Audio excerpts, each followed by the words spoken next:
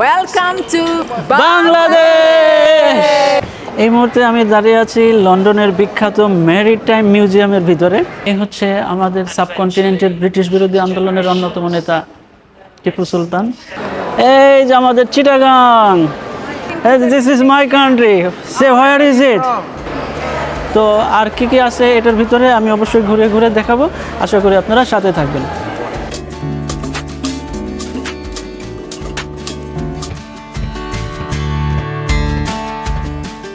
এই মুহূর্তে আমি দাঁড়িয়ে আছি লন্ডনের বিখ্যাত ম্যারিটাইম মিউজিয়ামের ভিতরে। ম্যারিটাইম মিউজিয়াম হচ্ছে, আপনারা জানেন, ব্রিটিশরা বিশ্ব শাসন করেছিল মূলত নেভির মাধ্যমে। তাদের নেভি ছিল অত্যন্ত শক্তিশালী। তারা এই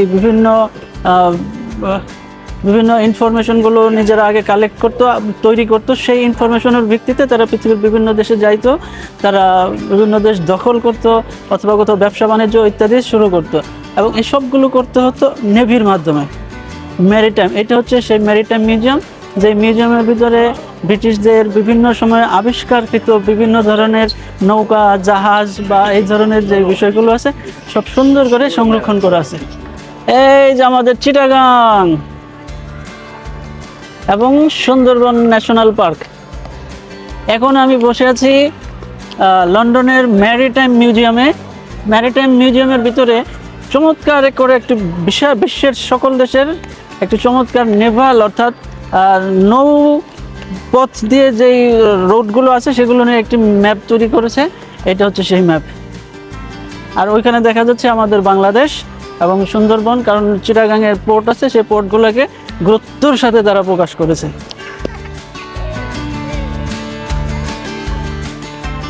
এই হচ্ছে আমাদের এশিয়া।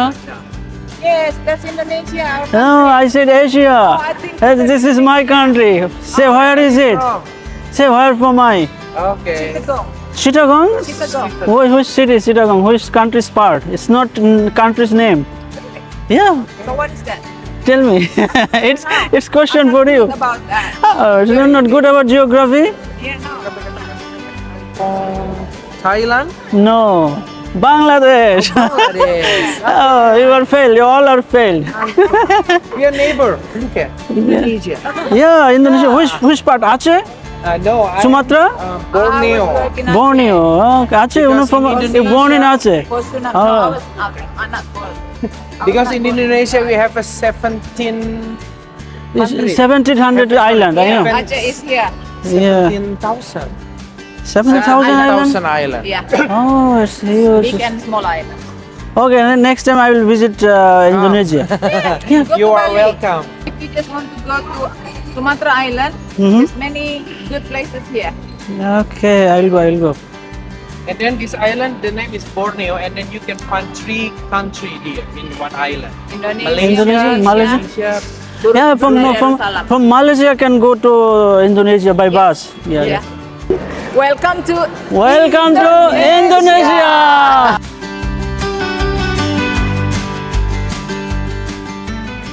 এখানে একটি নৌকা রাখা। আপনি নৌকার কাজকর্মগুলো যদি দেখেন তাহলে কত যত্ন করে, কত কষ্ট করে এগুলো তারা বানিয়েছে। তারা কিন্তু নর্মাল একটি নৌকা বানাইলেও কিন্তু বানাইতে পারতো, সেটা না করে তারা এত এক্সপেন্সিভ করে, এত ডিজাইন করে, কারুকার্য করে, যত্ন করে তারা এই নৌকাগুলো বানিয়েছে। এর থেকে বোঝা যায় যে ব্রিটিশরা অনেক আগে থেকেই অনেক রুচিশীল, পরিশ্রমী এবং ক্রিয়েটিভ ছিল।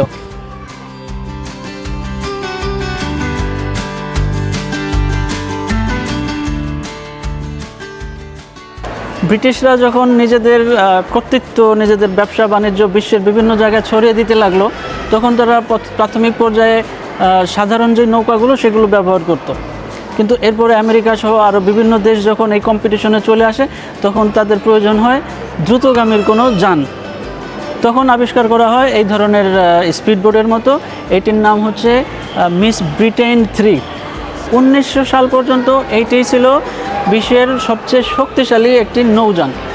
এর পরবর্তীতে আমেরিকা এক্স নামে কিছু যান তৈরি করে, যেটার ওজন ছিল এটার চেয়ে অনেক অনেক বেশি। তারপরে বলা হয় যে এটাকে তারা বিট করে। তার আগ পর্যন্ত এটি ছিল শক্তিশালী এবং ব্রিটিশদের নেভি অর্থাৎ সমুদ্রপথ বিজয় করার মধ্যে যেই যতগুলো যান ছিল এটি ছিল তার অন্যতম। এটি হচ্ছে মিউজিয়ামের ভিতরের একটি দৃশ্য। এইখানে ব্রিটিশ নেভাল অর্থাৎ নেভি যে অফিসারগুলো ছিল তাদের যে র্যাঙ্কগুলো দেওয়া হয় সেই র্যাঙ্কগুলো।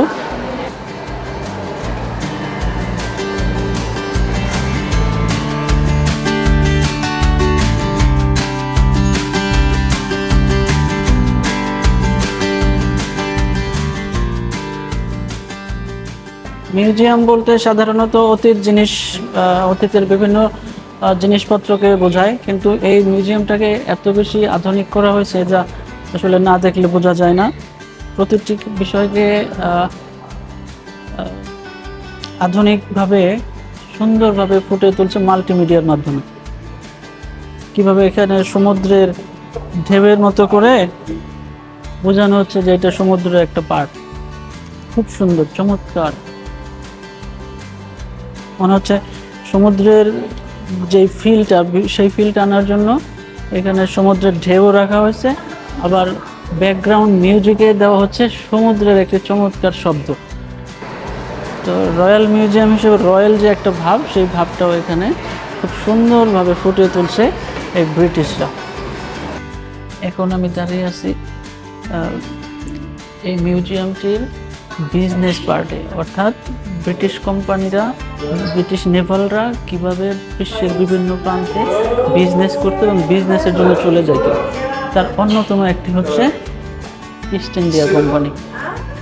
এই পার্টে তারা দেখানোর চেষ্টা করছে কিভাবে নেভালরা বিভিন্ন প্রয়োজনে বিভিন্ন ধরনের স্পাইস, এখানে তারা দেখিয়েছে বিভিন্ন ধরনের স্পাইসের জন্য তারা ভারত উপমহাদেশ, ইন্দোনেশিয়া, এই দেশগুলো ভ্রমণ করত এবং এগুলো সংগ্রহ করত, ব্যবসা করত, বাণিজ্য করত।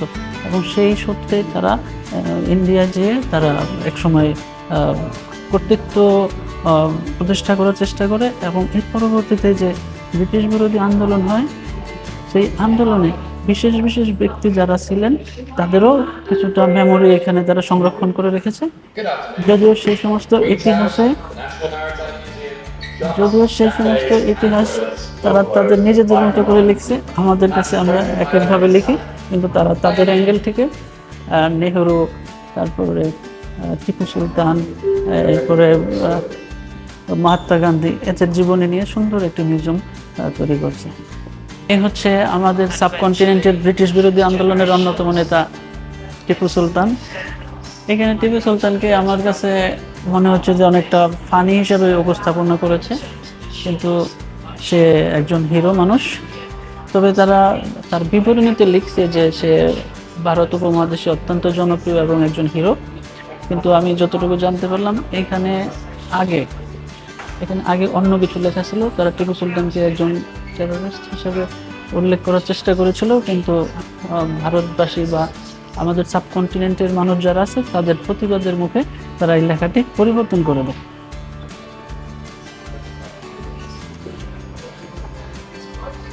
ইস্ট ইন্ডিয়া কোম্পানি যখন ভারতীয় উপমহাদেশ শাসন করে, তখন তাদের যেই বিভিন্ন প্রতিনিধি ছিল তাদের এক একজনকে এক এক ধরনের মেডেল দেওয়া হতো। সেই মেডেলগুলো এখানে রাখা এবং এখানে বিস্তারিত লেখা আছে যে কোন পদের জন্য কোন মেডেলটি দেওয়া হতো।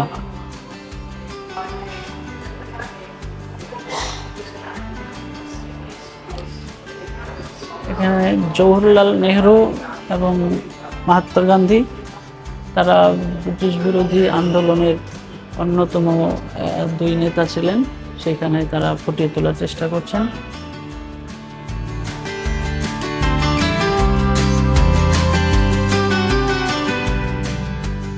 এখানে ঢুকলে মনে হবে যেন শত শত বছর আগের সমুদ্রযাত্রা, যুদ্ধ, বাণিজ্য আর অভিযানের ইতিহাসের ভিতরে প্রবেশ করেছেন। আর সবচেয়ে গুরুত্বপূর্ণ বিষয় হলো এই মিউজিয়ামে রয়েছে ব্রিটিশ সাম্রাজ্য এবং ইস্ট ইন্ডিয়া কোম্পানির ইতিহাসের অসংখ্য নিদর্শন।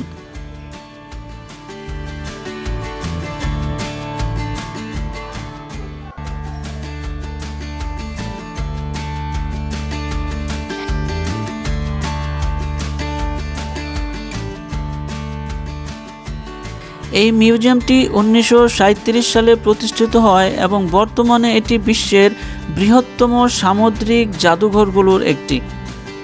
এখানে প্রায় 25 লক্ষেরও বেশি সংগ্রহ রয়েছে। বিশাল জাহাজের মডেল, পুরনো নৌ মানচিত্র, কম্পাস, নেভিগেশন যন্ত্র, নৌবাহিনীর ইউনিফর্ম, বিখ্যাত নাবিকদের ব্যবহৃত জিনিসপত্র, চিত্রকর্ম এবং ঐতিহাসিক দলিল সবকিছুই এখানে সংরক্ষিত রয়েছে।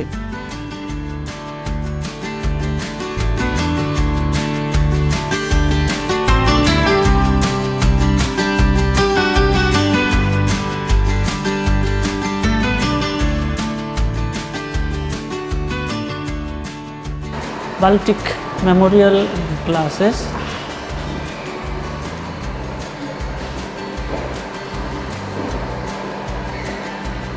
ওয়াও, চমৎকার! এগুলো আসলে স্টাডির বিষয়।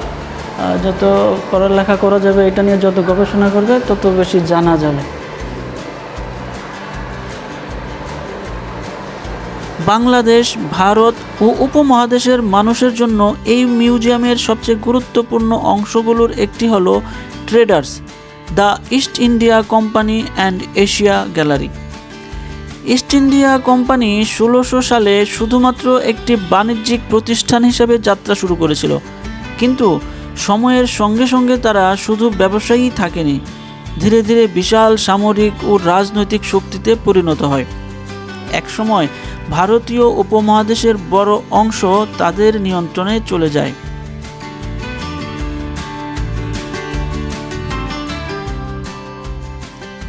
এই গ্যালারিতে আপনি দেখতে পাবেন ইস্ট ইন্ডিয়া কোম্পানির ব্যবহৃত জাহাজের মডেল, কোম্পানির অফিসিয়াল সিল ও প্রতীক, বাণিজ্যিক নথি ও ঐতিহাসিক দলিল, ভারত, চীন ও দক্ষিণ পূর্ব এশিয়ার সঙ্গে বাণিজ্যের মানচিত্র, চা, মশলা, রেশম, তুলা ও অন্যান্য পণ্যের বাণিজ্যের ইতিহাস, ক্যান্টন বন্দরের ঐতিহাসিক চিত্রকর্ম এবং চীনের সঙ্গে বাণিজ্যের নিদর্শন।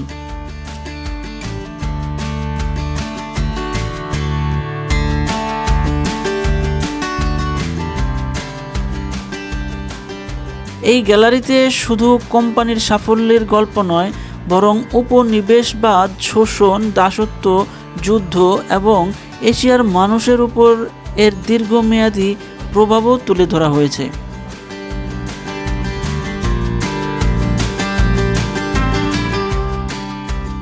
বাংলাদেশের মানুষের জন্য এই মিউজিয়ামটি আরও বেশি গুরুত্বপূর্ণ, কারণ ইস্ট ইন্ডিয়া কোম্পানির ইতিহাসের সঙ্গে জড়িয়ে আছে বাংলার ইতিহাস। পলাশির যুদ্ধ, বাংলার বাণিজ্য, ব্রিটিশ শাসনের সূচনা, এইসব ঘটনার পিছনে এই কোম্পানির বড় ভূমিকা ছিল। তাই এই গ্যালারিতে হাঁটতে হাঁটতে মনে হবে এটি শুধু ব্রিটেনের ইতিহাস নয়, এটি আমাদের উপমহাদেশের ইতিহাসেরও একটি গুরুত্বপূর্ণ অধ্যায়।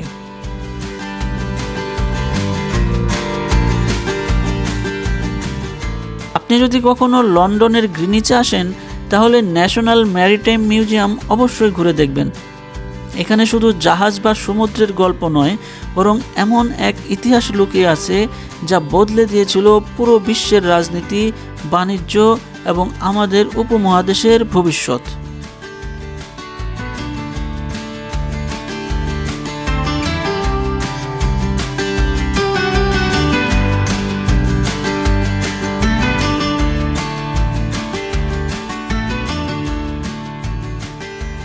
তো আপনারা যারা লন্ডনে আসেন, তাদের জন্য প্রায়োরিটির লিস্টে অবশ্যই এটা রাখা দরকার।